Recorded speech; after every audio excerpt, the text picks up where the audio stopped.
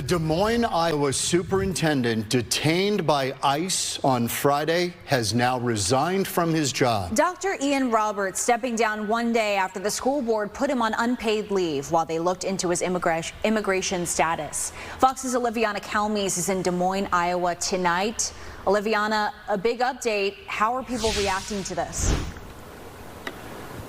Yeah, John, Christina, we've been following this, and this is a big shake-up, seeing that he is now officially stepping down. That's announced by his attorney earlier today. And students at different schools have walked out making demonstrations about this in this afternoon following the announcement. Some saying "Free Ian Roberts" or holding signs that say "Education, not deportation."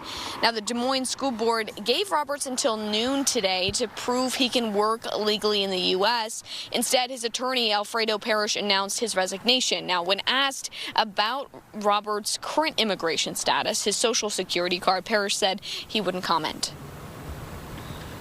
Well, both of those things I'm able to respond to, but quite frankly, I don't want to respond at this point.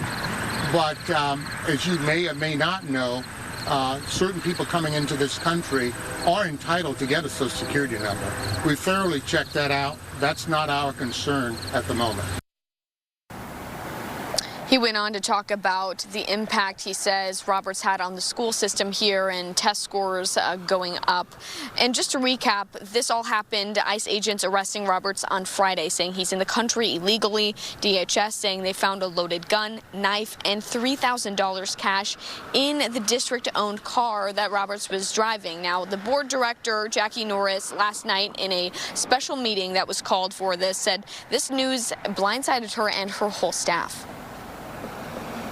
We were completely shocked about the guns. And our board policy states that guns are not allowed on district property at district-sanctioned events. And so we were as shocked as everybody else was to learn of that.